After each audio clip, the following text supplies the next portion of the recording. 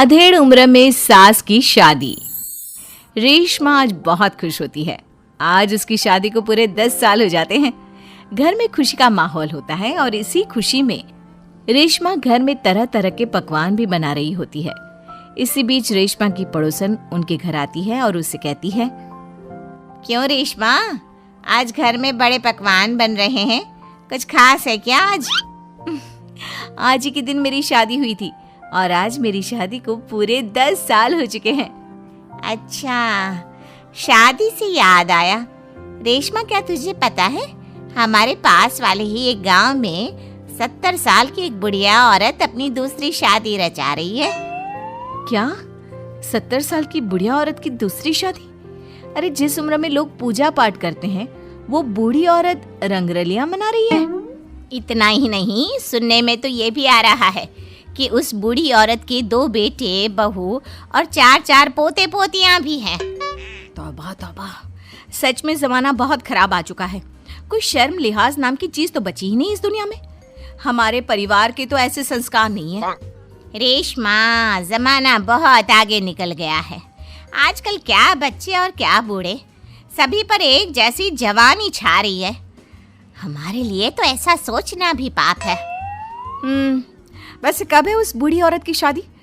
आपको कोई जानकारी है क्या? मुझे क्या, पूरे गांव वालों को पता है इस शादी के बारे में। कल ही तो है। अरे वाह, कल तो योगेश के पापा भी छुट्टी पर हैं। एक काम करते हैं, हम भी चलते हैं इस बूढ़ी औरत की शादी में। आखिर देखे तो सही कि कौन है वो बेशर्म बुढ़िया औरत जो पोता पोती खिलाने की उम्र में प्यार के फूल खिला रही है। पड़ोसन वहां से चली जाती है, जिसके बाद रेशमा सोच में पड़ जाती है। शाम को जब रेशमा का पति अमित घर आता है तो वो रेशमा को हैरान परेशान देखकर पूछता है, क्या हुआ रेशमा, आज बहुत परेशान सी लग रही हो? कुछ खास नहीं, एक बुढ़िया औरत के बारे में सोच रही थी। कौन सी बुढ़िया औरत?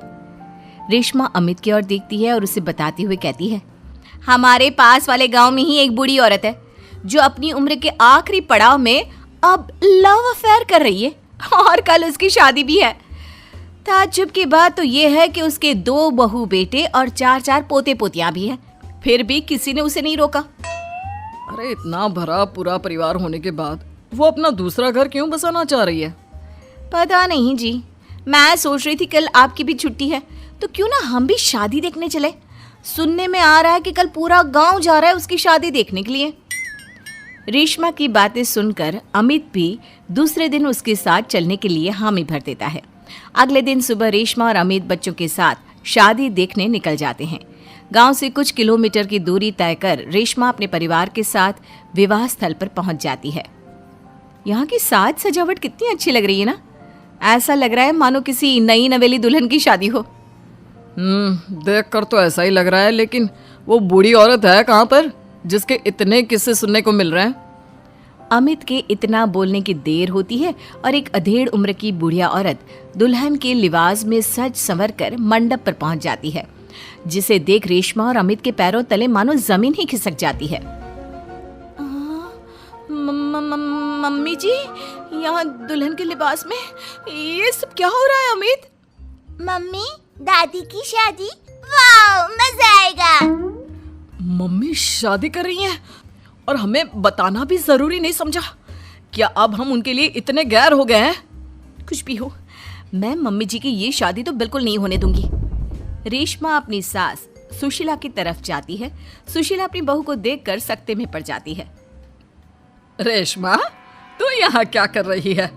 मेरी छोड़िए मम्मी जी, और आप अपना बताइए, आप यहाँ दुल्हन के लिबास में क्या कर रही हैं? आप इस उम्र में शादी कर रही हैं? जानती है समाज कितनी थू थू करेगा हम पर। समाज के डर से जीना नहीं छोड़ देते बहू। मैं अपनी इस नई जिंदगी से बहुत खुश हूँ और खुशी खुशी अपनी मर्जी से ये शादी करना चाहती हूँ। अगर इस समाज में जीना है तो सब देख कर चलना पड़ता है मम्मी जी। आप तो यहाँ शादी कर लोगी, लेकिन कभी सोचा फिर हम सबका जीना कितना मुश्किल हो जाएगा? मैं आपकी शादी बिल्कुल नहीं होने दूंगी। सुशीला अपने बेटे के पास जाती है और उसे समझाने की कोशिश करती है। बेटा, अब तू ही कुछ समझाना बहू को। इस शादी को लेकर मेरे भी वही अरमान है जो हर लड़की के उसकी शादी पर होते हैं बेटा।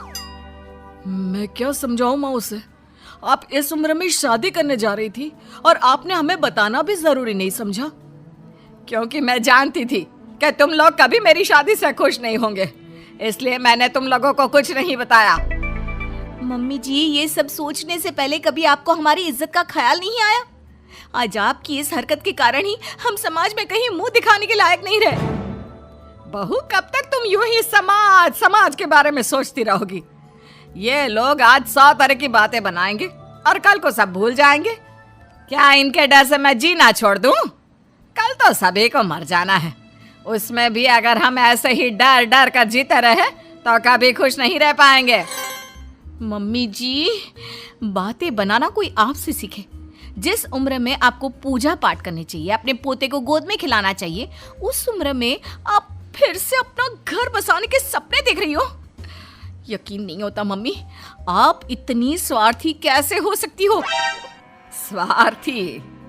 बहू, मैंने अपना पूरा जीवन बाकी सबकी खुशियों के लिए बिता दिया। अमित के पिताजी की मौत के बाद जब मेरे पास दूसरा घर बसाने का मौका था, तब भी मैंने अपने बारे में नहीं सोचा, अपने बच्चों के बारे में सोचा। और आज तुम मुझे स्वार्थी बोल रही हो? क्या एक बूढ़ी औरत के पास दिल नहीं होता? हमें प्यार करने का अधिकार नहीं होता? सुशीला की बातों ने सभी को सोच विचार करने पर मजबूर कर दिया। किंतु रेशमा, हर किसी को अपना जीवन जीने का अधिकार होता है मम्मी जी, लेकिन आपके साथ 3 और जिंदगियां भी जुड़ी हुई हैं। हम आपके कारण बदनामी का घूंट नहीं पी सकते मम्मी जी।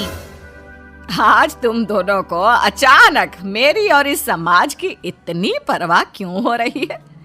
यह बदनामी और समाज के तानों का डर तब तुम लोगों के जहन में क्यों नहीं आया, जब 2 बेटों और बहुओं के होते हुए भी मुझे अकेले उस एक कमरे में रखकर घूंट घूंट कर जीवन यापन करना पड़ रहा था?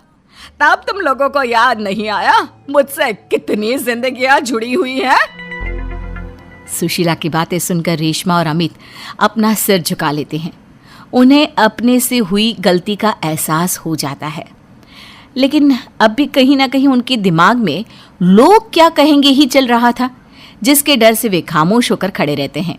तभी सुशीला जी आगे कहती हैं, ठीक है, अगर तुम लोग नहीं चाहते कि मैं फिर से विवाह करूं और अपने नए जीवन की शुरुआत करूं, तो मैं ये शादी नहीं करूंगी और साथ ही ये घर छोड़कर भी चली जाऊंगी। फिर ना तुम लोगों की कोई बदनामी होगी और ना ही कोई तुम्हें आकर ताने मारेगा। सुशीला की बातें सुनकर रेशमा और अमित दोनों सोच में पड़ जाते हैं। कुछ देर सोचने के बाद रेशमा कहती है, नहीं मम्मी जी, आप घर छोड़कर मत जाइए। आप सच कह रही हैं। अगर हम ऐसे ही समाज की परवाह करते रहे तो हम कभी खुशी खुशी नहीं जी पाएंगे। हाँ माँ, और आज बचपन से तेरे हर निवाले और प्यार का कर्ज मैं चुकाऊंगा। आज यहाँ से मेरी माँ की डोली उठेगी। बजाओ शहनाई, आज मेरी माँ की शादी है। फिर क्या, अपने बहू बेटों की रजामंदी के साथ सुशीला खुशी खुशी 7 फेरे लेकर नई नवेली दुल्हन बन जाती है और सब शादी की खुशियों में मगन हो जाते हैं।